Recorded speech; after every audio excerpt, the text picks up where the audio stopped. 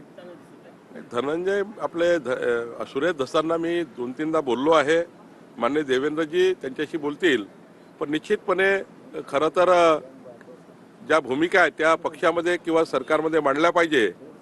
सरकारच्या संबंधित सरकारमध्ये मांडल्या पाहिजे, पक्षासंबंधित माझ्याकडे मांडल्या पाहिजे. पण पब्लिकच्या व्यासपीठावर त्या ठिकाणी कोणतीही गोष्ट उजागर करण्याऐवजी सरकारकडे दिली पाहिजे. सरकारने जर ॲक्शन नाही घेतली पुढचा प्रश्न आहे. पण बीडच्या प्रकरणात देवेंद्रजींनी सर्व प्रकारच्या चौकशाला ते समोर म्हणजे लावलेलं आहे. अशी एकही चौकशी नाही की बीडच्या प्रकरणात सुरू नाही आहे. आणि देवेंद्रजींना नजरेत ज्या ज्या गोष्टी येतील ते पूर्ण करतील आणि 100% आरोपीला कडक शासन होईल.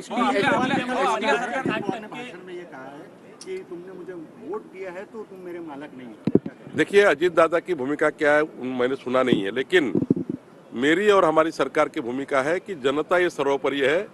जनता ही हमारी मालक है, वही हमारा डिसाइड करती है. हम लोगों की सरकार जनता ने लाई है और जनता जो बोलेंगी, हमने जो जनता को आश्वासन दिए वो पूरे करेंगे.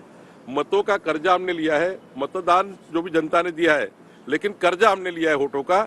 ये कर्जा पूरा काम करके हमारा संकल्प पूरा करके हमको आगे जाना है. 50 ते 60% जागेवर वक्फ बोर्डाने दावा केलेला आहे. नितेश राणे यांनी त्याचा कडाडून विरोध केला. नाही, बरोबर आहे. मागेही जे 2 कोटी रुपये त्यांना दिले होते ते रेकॉर्ड डिजिटलायझेशन करण्याकडे दिले होते. आता प्रश्न आहे वक्फ बोर्डाकडे जेवढ्या जागा आहे, वक्फ बोर्डाचा कायदा त्या ठिकाणी त्या कायद्याचं काय करायचं याबद्दल केंद्र सरकार विचार करत आहे. लवकरच त्याची संयुक्त समिती लोकसभेची गठीत झाली आहे आणि मला वाटतं की आता लवकरच त्याचा रिपोर्ट येईल आणि केंद्र सरकारने या कायद्याला जर समजा ज्या पद्धतीनं पुढं निकाल येतील किंवा केंद्र सरकार निर्णय घेईल, मला वाटतं हिंदू देवस्थानाच्या जबरीने जप्त केलेल्या वक्फ बोर्डांनी जप्त केलेल्या प्रॉपर्टीज, सर्वसामान्य जनतेच्या प्रॉपर्टीज, हिंदू देवस्थानाच्या प्रॉपर्टी किंवा कुठल्याही प्रॉपर्टी ज्या वक्फ बोर्डाकडे चुकीच्या पद्धतीने रेकॉर्डवर गेल्या आहे त्या परत मिळायला पाहिजे.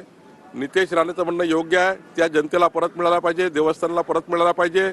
याकरता सरकार आणि केंद्र सरकार दोन्ही सरकार काम करत आहे. एसटी महामंडळाचा जो घोटाळा आहे त्याच्यात परस्पर काही निर्णय घेतलेले असं ते तपासात आता जे चौकशी सुरू आहे त्याच्यात पुढे येत आहे. मुख्यमंत्र्यांनी नाही, ते माननीय त्या खात्याचे मंत्री आणि माननीय मुख्यमंत्रीजी चर्चा करतील. सर, बीड प्रकरणी आज सर्वपक्षीय शिष्टमंडळ जे आहे ते राज्यपालांना भेटीसाठी गेलेलं आहे.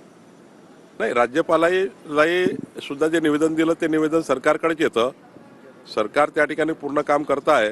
मला वाटतं राज्यपालाकडे गेलं त्यांचा अधिकार आहे, पण ते निवेदन सरकारकडेच येईल तेव्हा सरकार योग्य पद्धतीने त्याच्यावर जे काही मुद्दे सुटले असतील ते पुढे जाईल. सदस्यता मोहीम कालपासून सुरू झालेली आहे. आगामी स्थानिक स्वराज्य संस्थांच्या निवडणुका डोळ्यासमोर ठेवून हे नियोजन आहे का आणि त्या निवडणुकांसाठी कसं नियोजन? 1.5 कोटी सदस्य संख्या असलेला पक्ष आम्ही या ठिकाणी सदस्य नोंदणीच्या माध्यमातून करण्याचा प्रयत्न आमचा आहे.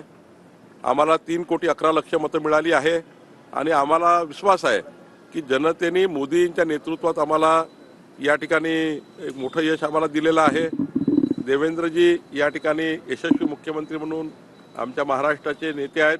मला असं वाटतं मोदीजी आणि देवेंद्रजीच्या नेतृत्वामध्ये आपल्याला हे डबल इंजिन सरकार आहे. या डबल इंजिन सरकारवर जनतेचा विश्वास आहे आणि त्यामुळं मोठ्या प्रमाणावर जनताही भारतीय जनता पार्टीचं सदस्यत्व घेण्याकरता मोठ्या प्रमाणावर आमच्याकडे येत आहे. आम्ही 1.5 कोटी सदस्य संख्या करणार आहोत आणि पुढच्या काळामध्ये ज्या आमच्या कार्यकर्त्याच्या निवडणुका आहे या निवडणुकीमध्ये आम्ही जसं नेत्यांच्या निवडणुकीमध्ये कार्यकर्त्यांनी खूप मेहनत केली आहे तशीच कार्यकर्त्याच्या निवडणुकीमध्ये आम्ही सर्व लोक मैदानात उतरणार आहोत. आमची महायुतीचे सर्व पक्ष एकत्र येणार आहेत आणि निश्चितपणे येणाऱ्या स्थानिक स्वराज्य संस्थेमध्ये